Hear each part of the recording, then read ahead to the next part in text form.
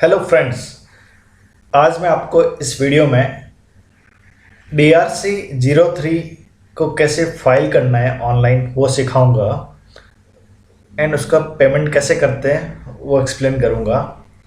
सबसे पहले आपको मैं वर्किंग बनाना सिखाता हूँ कि आपको DRC-03 के लिए वर्किंग को कैसे प्रिपेयर करना है। ठीक है, तो आइए स्टार्ट करते हैं। तो ऐसे आपको एक वर्किंग बनाना है जिसमें कॉलम्स होंगे आपके सीरियल नंबर। आप इसमें ऐड भी कर सकते हैं कॉलम्स, आपको अगर डिटेल रिक्वायर्ड है तो। ठीक है, बट मिनिमम ये कॉलम्स तो होने ही चाहिए DRC-03 फाइल करने के लिए। ओके, फर्स्ट आपका नेम ऑफ पार्टी, ठीक है।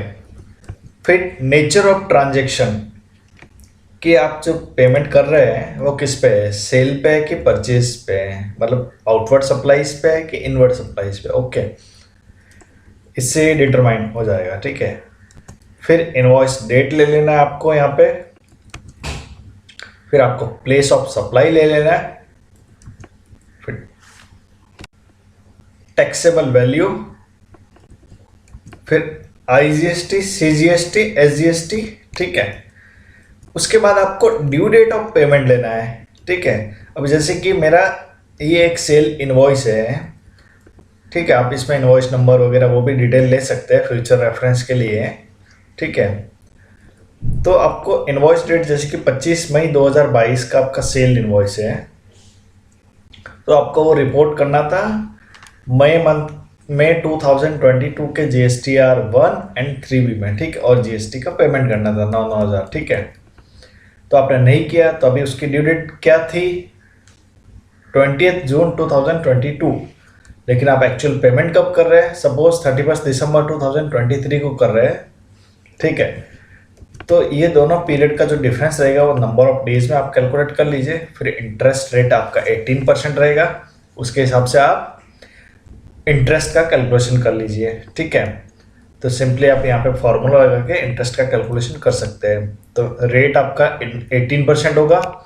नंबर ऑफ डेज आप कैसे निकालेंगे, ड्यू डेट ऑफ पेमेंट से लगा के आपको एक्चुअल डेट ऑफ पेमेंट तक का जो डिफरेंस होगा नंबर ऑफ डेज वो लेना है। ठीक है, कि इतने नंबर ऑफ डेज डिले हुआ है इन पेमेंट ऑफ GST। ठीक है, तो ये इंटरेस्ट अमाउंट आ जाएगा। ठीक है, तो आपका टैक्स अमाउंट आ गया 9,000 और इंटरेस्ट आ गया इतना इतना। ठीक है, फिर ऐसे आपको सारे ट्रांजेक्शन को कंबाइन कर देना है। ठीक है, फिर सपोज एक पार्टी XYZ एंड कंपनी जिससे हमने परचेज किया था 31 मार्च 2023 का इनवॉइस है, गुजरात की पार्टी है, 50,000 का इनवॉइस है, IGST 9,000 था। ठीक है, तो उसका क्लेम मैंने कर दिया था, लेकिन वो ITC कोई भी रीजन से आपका ब्लॉक क्रेडिट था या कुछ, जैसे कि GSTR 2B में शो नहीं हो रहा है या कोई भी और रीजन जिससे आप वो क्रेडिट लेने के लिए इनएलिजिबल थे। ठीक है, तो आपको वो क्रेडिट रिवर्स करना था। ठीक है,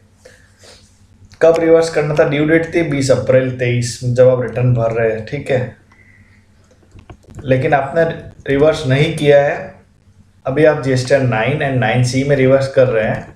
ठीक है, और पे कर रहे हैं DRC-03 के थ्रू, तो आपको यहाँ पे नंबर ऑफ डेज निकालना है, फिर रेट निकालना है और इंटरेस्ट कैलकुलेट करना है। तो ऐसे मैंने 2 ट्रांजेक्शन लिया है सैंपल के लिए, समझाने के लिए। आप अपने जो भी लायबिलिटी को डिक्लेयर कर रहे हैं GSTR 9 एंड 9C में, वो सारे ट्रांजेक्शन आपको यहाँ पे लेने हैं। ठीक है, तो आपको आउटवर्ड सप्लाई सेल से रिलेटेड को अलग ग्रुपिंग कर लेना है और परचेज का अलग ले लेना है ग्रुपिंग। ठीक है, ताकि आपको आइडेंटिफिकेशन में ईजी रहेगा। ठीक है, तो ऐसे आपको प्रॉपरली वर्किंग प्रिपेयर करना है। उसके बाद हम आ जाएंगे पोर्टल पे। ठीक है, अभी वहाँ पे कैसे DRC-03 को मैं प्रिपेयर करूँगा एंड फाइल करूँगा after payment of GST। Okay, आपको GST पोर्टल पे आके लॉगिन करना है। लॉगिन करने के बाद आपको सर्विसेज में आना है। सर्विसेज में आने के बाद यूज़र सर्विसेज, फिर माई एप्लीकेशन पे आना है। ओके, माई एप्लीकेशन में आने के बाद आपको यहाँ पे intimation of voluntary payment DRC-03 select करना है, फिर यहाँ पे न्यू एप्लीकेशन सेलेक्ट करना है। ओके, तो ये करने के बाद आपको देखिए कॉज ऑफ पेमेंट, क्या रीजन से आप पेमेंट कर रहे हैं, तो यहाँ से आपको सेलेक्ट करना है एनुअल रिटर्न मीन्स आपका GSTR 9, या फिर है रिकन्सिलेशन स्टेटमेंट GSTR 9C। तो अब GSTR 9 के बेसिस पे फाइल कर रहे हैं DRC 03, तो आपको एनुअल रिटर्न सेलेक्ट करना है। फिर यहाँ पेमेंट डेट आ जाएगा आपका, फिर यहाँ पे सेक्शन नंबर सेलेक्ट करना है, फिर फाइनेंशियल ईयर सेलेक्ट करना है, ठीक है। तो यहाँ पे ये हो गया, ठीक है। उसके बाद आपको यहाँ पे ओवरऑल टैक्स पीरियड सेलेक्ट करना है फ्रॉम टू, ओके। तो यहाँ पे आपको सपोज पूरा फाइनेंशियल ईयर के ट्रांजेक्शन्स है, ठीक है, जिसको आपको रिवर्सल करना है। तो यहाँ पे आपको ओवरऑल पीरियड अप्रैल 2022 यहाँ पे फाइनेंशियल ईयर किया है, तो उसके हिसाब से यहाँ पे ड्रॉप डाउन में डिटेल्स आएगी, ठीक है। तो अप्रैल 22 से मार्च 23 का मैंने पीरियड सेलेक्ट कर लिया, ओवरऑल पीरियड, ठीक है। उसके बाद आपको यहाँ पे टैक्स पीरियड लेना है, ठीक है, एक्ट टाइप लेना है, प्लेस ऑफ सप्लाई लेना है, फिर टैक्स अमाउंट, इंटरेस्ट, पेनल्टी, वो सब डिटेल फिल करना है, ठीक है। तो हम अपनी वर्किंग में आ जाते हैं। तो देखिए पहला मेरा ट्रांजैक्शन है ये वाला, ठीक है, ABC लिमिटेड वाला। तो इसको मैं कैसे यहाँ पे फिल करूँगा, तो मेरा टैक्स पीरियड कौन सा हो जाएगा, ये मई 22।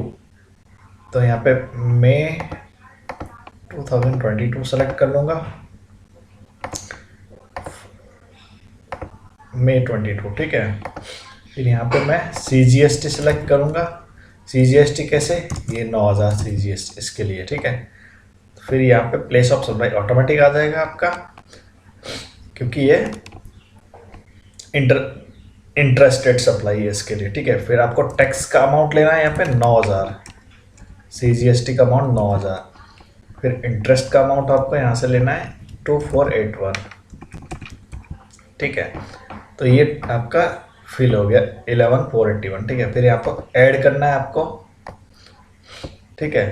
फिर वापस से मई पीरियड सेलेक्ट करना है 2022, वापस से आपको मई 2022 सेलेक्ट करना है। फिर यहाँ पे SGST सेलेक्ट करेंगे आप, ठीक है। उसके बाद यहाँ पे आपको सेम 9000 सेलेक्ट करना है, ठीक है। तो ये पहला ट्रांजेक्शन मैंने यहाँ पे ले लिया है, ठीक है। अभी दूसरा मेरा ट्रांजैक्शन है ITC रिवर्सल वाला, ठीक है। उसमें आपका पीरियड है मार्च 2023, तो आपको यहाँ पे सेलेक्ट करना है मार्च 2023 से मार्च 2023, ठीक है। फिर यहाँ पे आपको IGST सेलेक्ट करना है। फिर यहाँ पे जैसे ही IGST करेंगे तो प्लेस ऑफ सप्लाई पूछेगा गुजरात, ठीक है। फिर यहाँ पे आपको टैक्स अमाउंट लेना है 9000,